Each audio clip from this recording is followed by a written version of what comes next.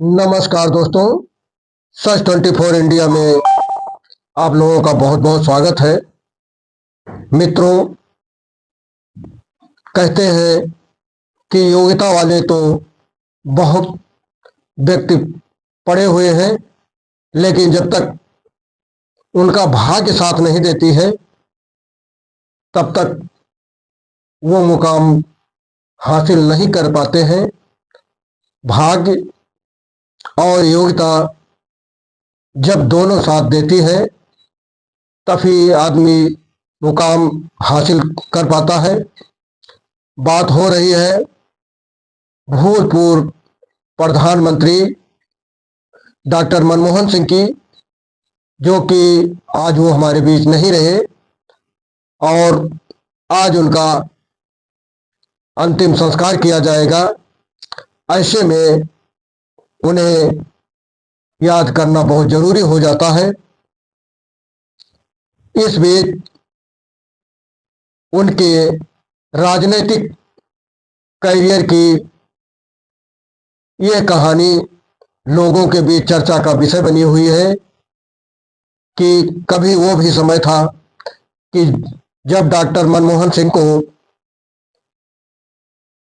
विदेश यात्रा से लौटने के बाद गहरी नींद में सो रहे मनमोहन सिंह को नींद से जगा करके और उनको वित्त मंत्री का पद सौंप दिया गया, जिसके बाद वो अचानक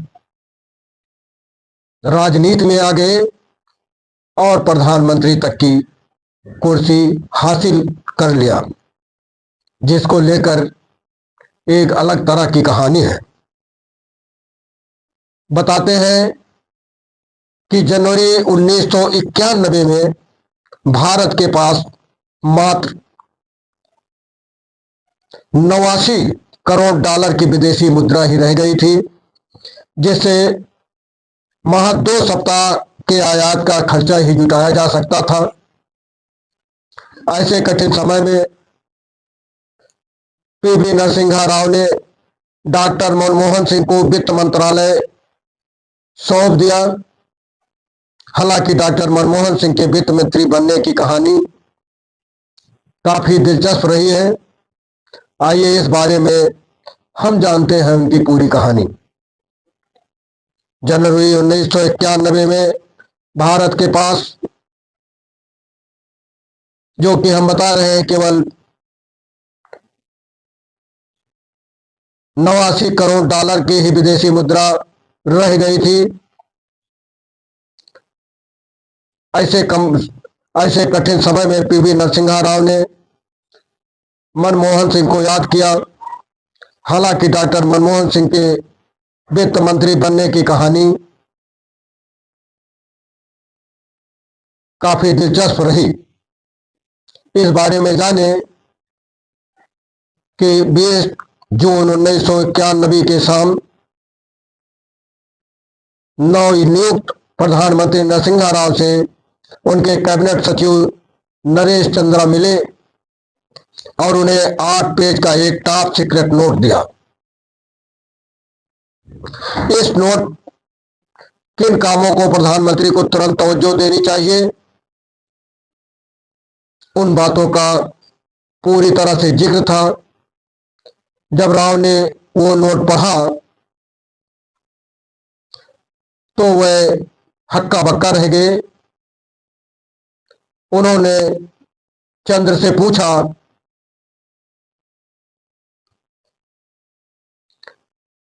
कि क्या भारत की आर्थिक स्थिति इतनी खराब हो गई है? तो चंद्रा का जवाब था, नहीं सर, वास्तव में इससे भी ज्यादा खराब है। उस समय भारत के विदेशी मुद्रा भंडार की हालत इतनी खराब थी कि वो अगस्त 1990 तक के 3 अरब 11 करोड़ डॉलर ही रह गया था। 1990 के खाड़ी युद्ध के कारण तेल की कीमतों में तिगुनी वृद्धि हुई थी।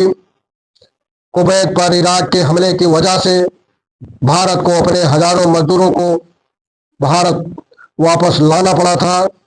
नतीजा ये हुआ था कि उनकी ओर से भेजी जाने वाली विदेशी मुद्रा पूरी तरह से रुक गई थी।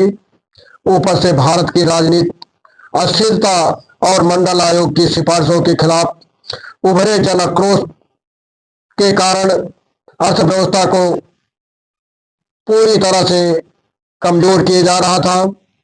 देश को इस कठिन हालत से बाहर लाने के लिए उस समय देश के प्रधानमंत्री रहे पीवी नरसिम्हा राव ने डॉक्टर मनमोहन सिंह को चुना था। डॉक्टर मनमोहन सिंह विदेश से लौटे थे और वो अपने घर पर सो रहे थे। मनमोहन सिंह को जगाकर वित्त मंत्री बनने के लिए मनाया गया। भारत की ओर से 80 के दशक के लिए अल्पकालीन ऋण की ब्याज दर बढ़ गई थी। महंगाई दर बढ़कर 16.7% हो गई थी।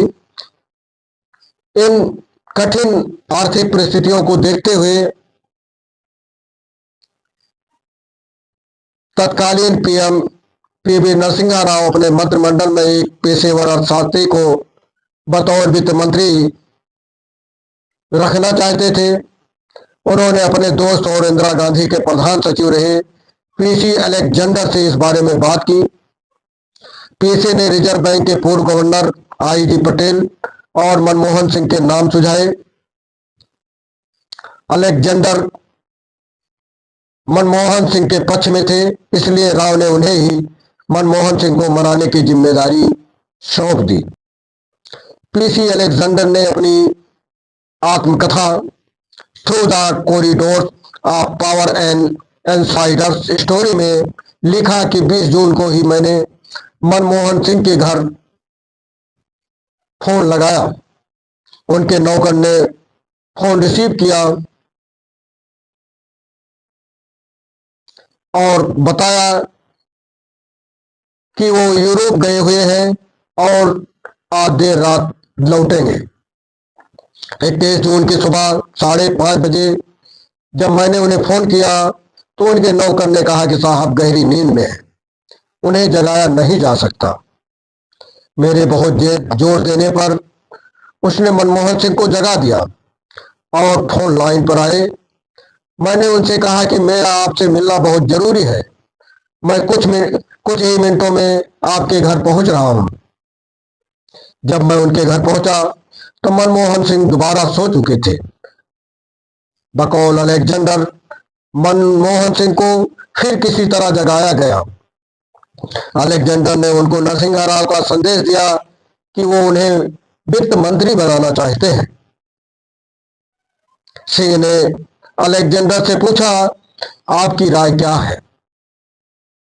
जवाब मिला, अगर मैं इसके खिलाफ होता तो इतने अस्वाभाविक समय पर आपसे मिलने क्यों आता। एक अर्थशास्त्री रहे डॉक्टर मनमोहन सिंह देखते देखते अर्थशास्त्री से राजनेता बन गए और अचानक सोते सोते वित्त मंत्री बन गए और फिर प्रधानमंत्री। क्योंकि मनमोहन सिंह अब हमारे बीच नहीं रहे, आज उनकी अंत्येष्टि की जाएगी। इस अवसर पर उन्हें याद करना बहुत जरूरी है।